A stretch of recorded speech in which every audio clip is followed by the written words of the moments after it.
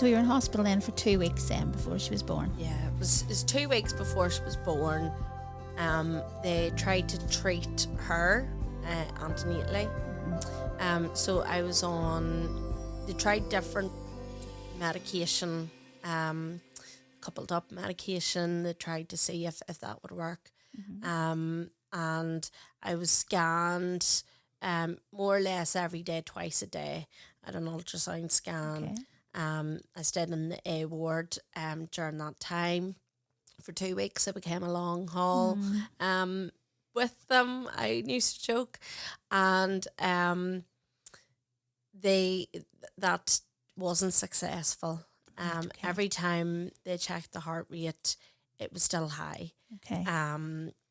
And then one of the days, I suppose during that time, I became quite anxious because I started thinking, you know, the baby's heart rate's going high, and they were trying to get me to a stage where, you know, it was going to be better for her delivery, development, and all of that. They were trying to keep her in there and cook in there as long as possible. The ideal was that they were trying to get to 34 weeks. And while they were scanning me, they were checking that, you know, the high drops wasn't forming, that the extra fluid around organs wasn't forming. And one day, it was a Wednesday, it was exactly 2 weeks I'd been in hospital at that stage.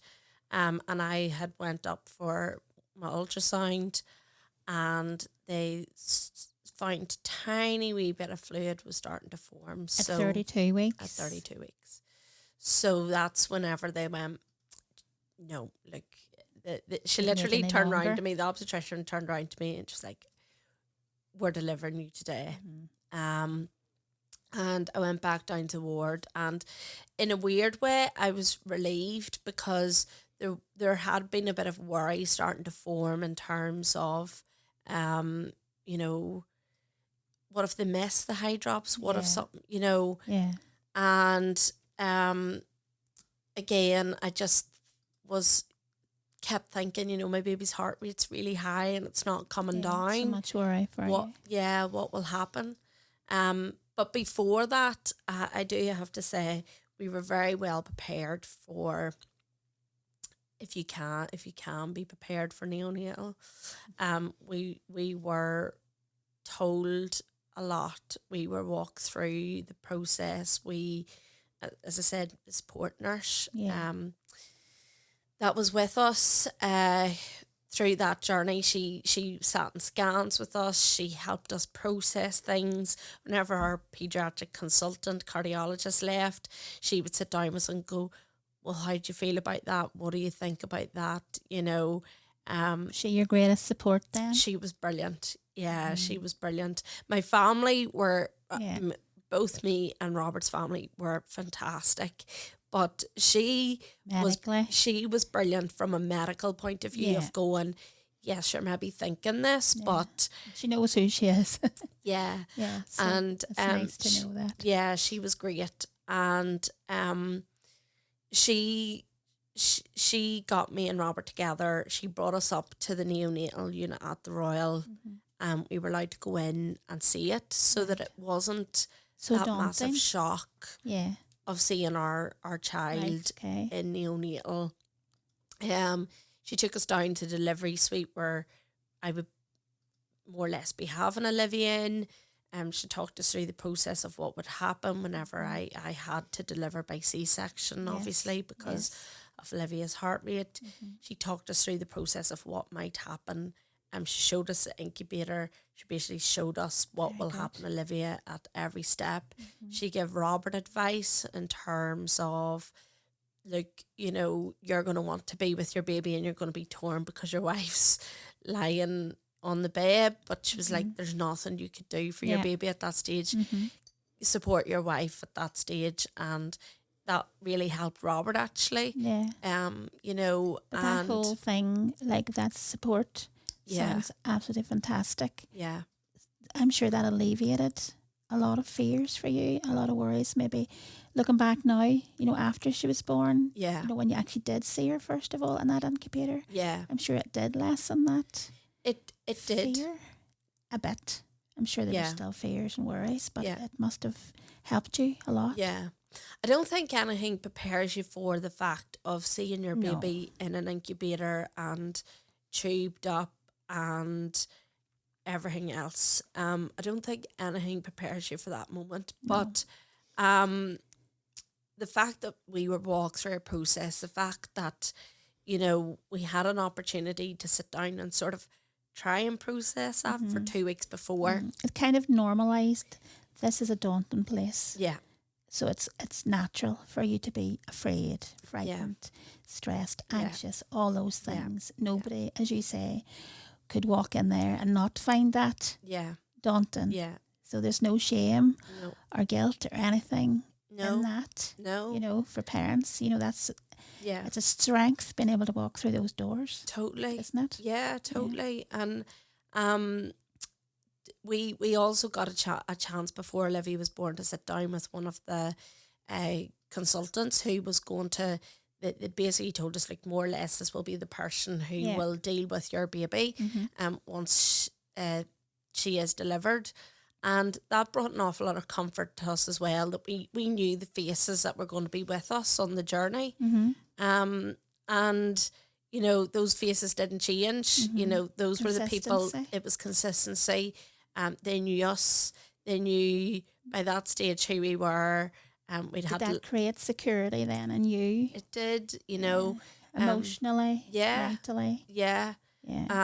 We knew that these were the people that were going to be walking with us on that very tough path. And, you know, that helped us, I suppose, open up more to them, ask the questions, ask the silly questions. I mean, you know, I was even... One funny thing, our dog, obviously Maisie, and I'd been in hospital for 2 weeks, and I love getting out and walking Maisie, and we'd even asked, you know, is it possible? I wasn't allowed to leave the hospital estate at all because of obviously Olivia's heart condition, and they didn't want me exercising or overexerting myself, so it was total bed rest. But I wanted to see Maisie, so we even asked, you know, could Maisie come up in the car, and even if we go for a walk? And, you know, there was sort of a wee bit of a laugh about that, but they were like, no. Maisie's your comfort then. She's been there for so long, filling other gaps and feelings, really, hasn't she? Like, so. And I suppose there's worse to come, I suppose. Worse in some ways, but near a positive ending, but hard to talk about, I'm sure, is the point where Olivia actually made an appearance. Yeah. Talk us through that, if you can. So, Olivia was born at 32 weeks, 32 plus 5. And that was a whirlwind day, because I wasn't expecting, obviously, the fact that we would be delivering that day. It was sort of emergency, even though we'd planned for that eventuality, it was still an emergency. So all these things run through your head as well, that, oh my goodness, I'm actually going to have new life in this world by, you know, midnight tonight, you know. And we were very excited to meet Olivia, even though it was tinged with a little bit of nervousness, because we had been prepared for the fact that we just did not know how this was going to go. Yeah. And we had been told by our consultant, you know, Olivia is going to be quite difficult to treat whenever she is born. So there was a nervousness there in terms of that. Went down, kind of long story short, went down for the C-section. She was born at 9:30 that night. And we got to very briefly hold her. They were able to stabilise her just for a couple of minutes, that we were able to get one photo. You're all right. So close, but yet quite a bit to go, eh? And I know that that's very hard for people, because you have all these thoughts and feelings about holding your baby. And I suppose we did have that, but we didn't. Yeah.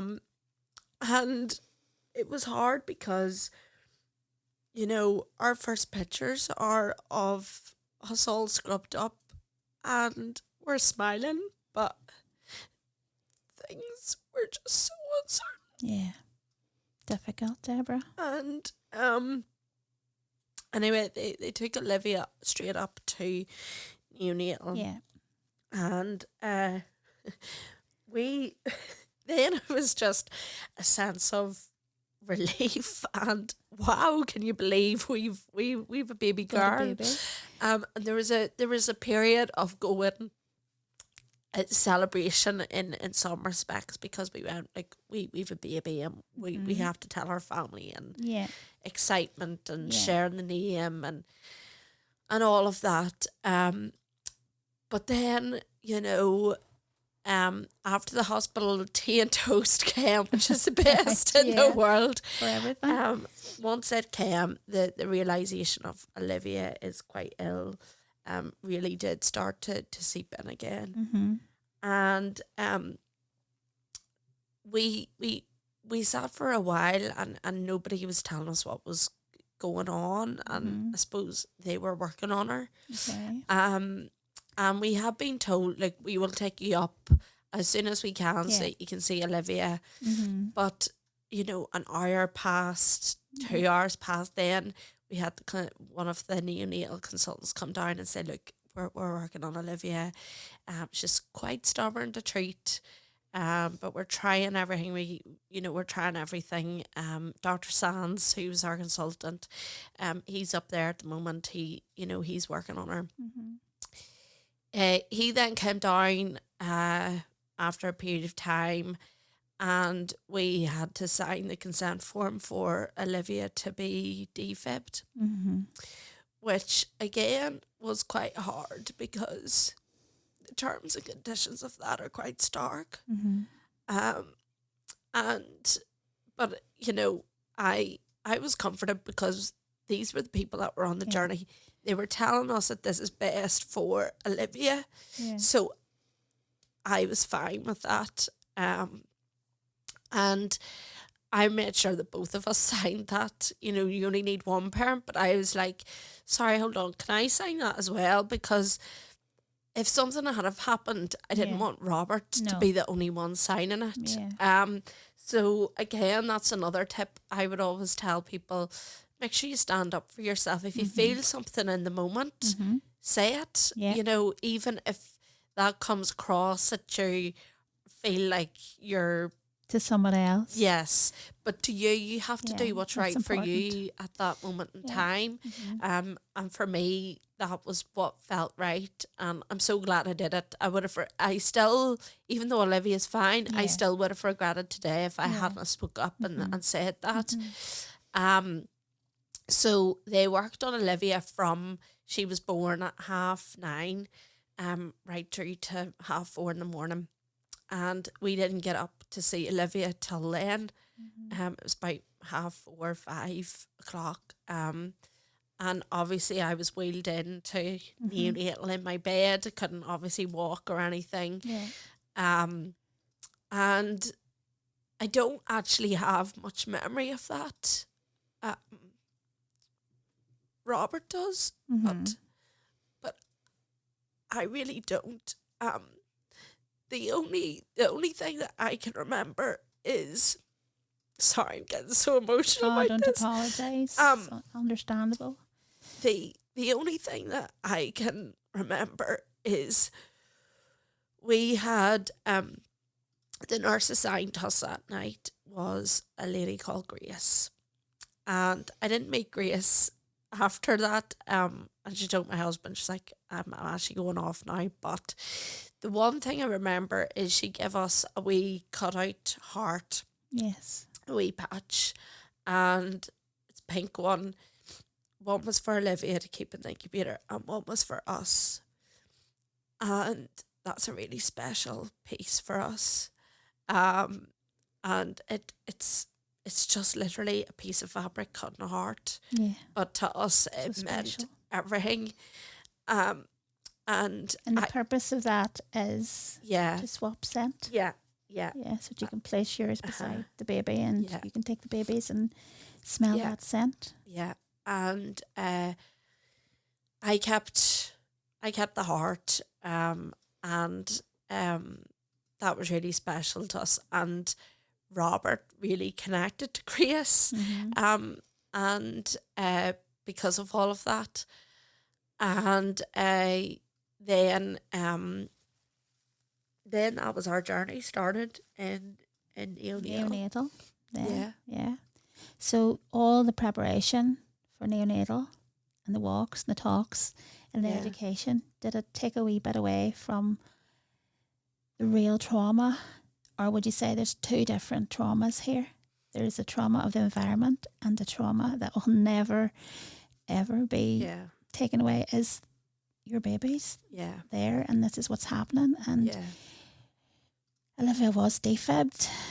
What was it like when you saw those tubes and everything going on with her?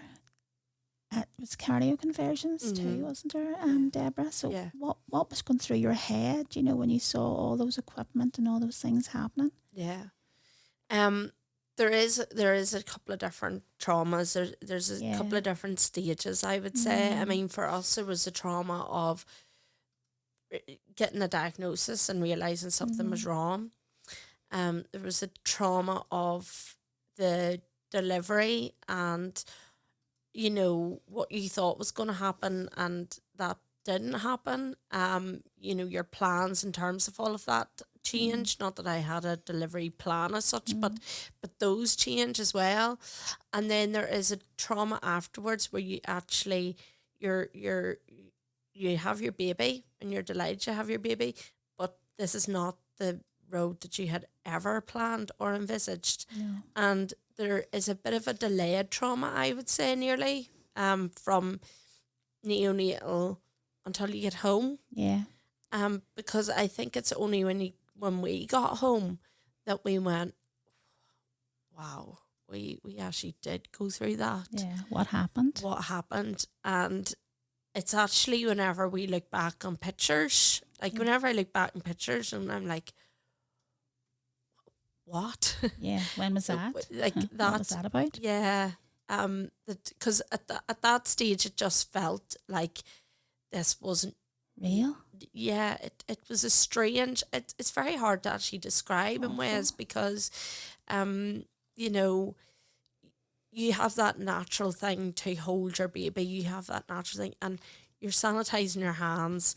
You are so scared in case germs go into that incubator. You're so scared to change the nappy in case you do it wrong and knock the wires out. You're so scared if you hear a beep. You think your whole world's going to fall apart, and you're watching screens. You're listening for that beep to go off. You're on your nerves, I would say, all of the time. There is an anxiety that you cannot describe that is there every day you sit at your baby's incubator, and that's just the reality of it.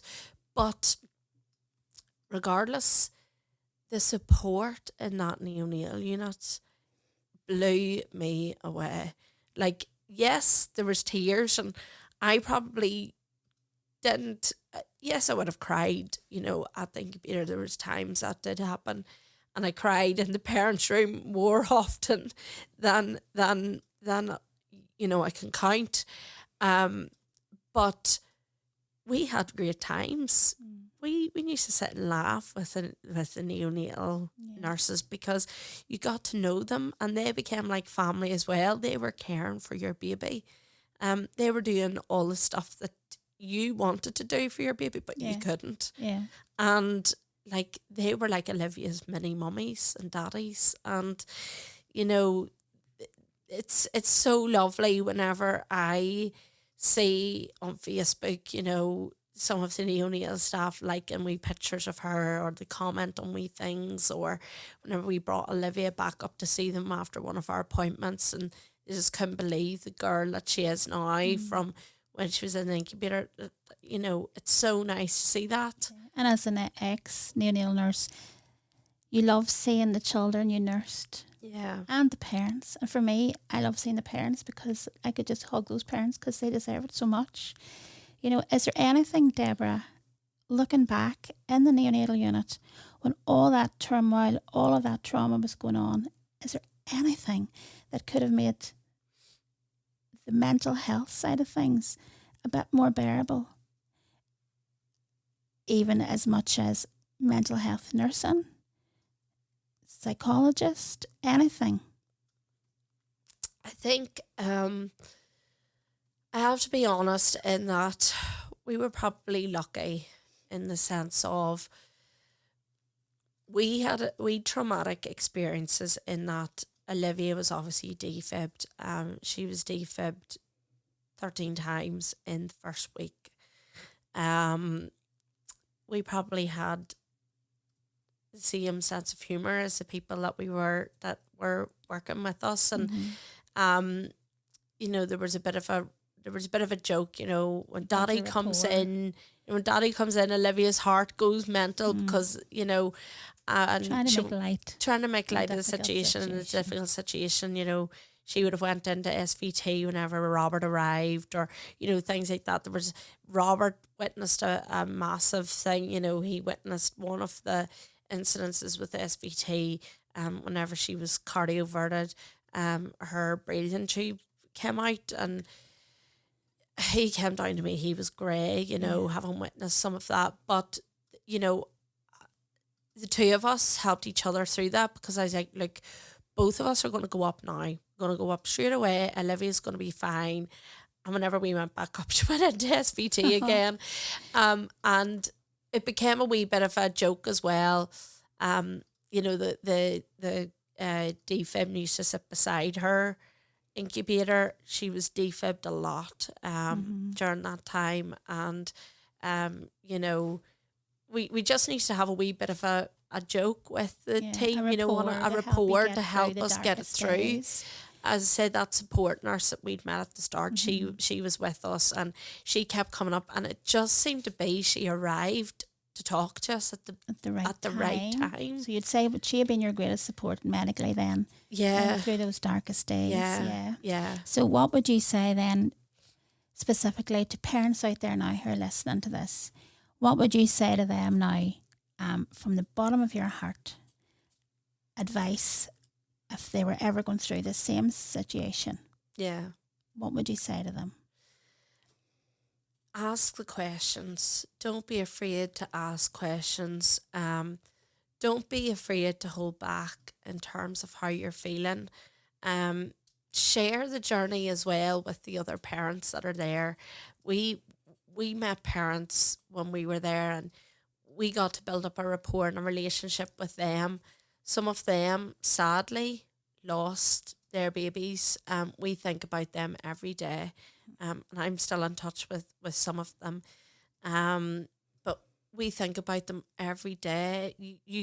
Everybody's journey in neonatal is different. Yeah. But at the same time, you're all in the same boat. Yeah. You're all living on your nerves. You're all sitting on those high stools at your incubators. You're willing your child to get better. You're all in that situation, but it's just all of our journeys are just slightly different. Yeah.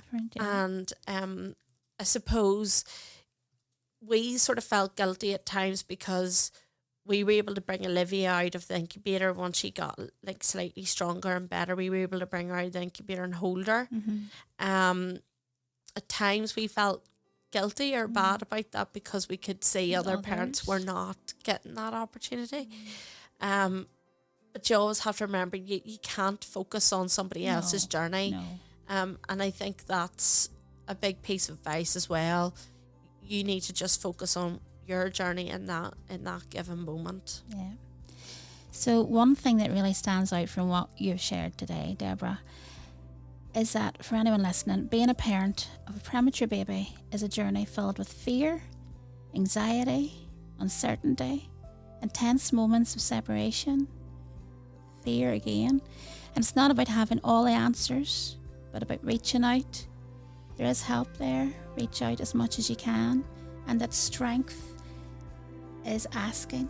It's not a weakness. So I do think that it's important to remember that you don't have to have all the answers, and you don't have to do it alone. It is a journey, and it's one day at a time. So if this episode has resonated with anyone, please consider subscribing to NICU You wherever you listen to podcasts. Leaving a review or sharing the episode really helps these conversations reach the people who need them most. You'll also find links in the show notes if you'd like more support or information. So a final thank you to our guest, Deborah Erskine, and to Salento and Meritcom for supporting this episode and helping these conversations be possible. And to everyone listening today, thank you for trusting us with your time and your stories. Whatever stage you're at, remember, you're not alone. It's a journey. Take it one day at a time, and shared experiences really do matter. This has been NICU You with Belle Stevenson. So for now, goodbye, take care, and we'll see you next time. You've been listening to the NICU You podcast with your host, Belle Stevenson, supported by Salento and Meritcom, recorded at and produced by 9874 Creative.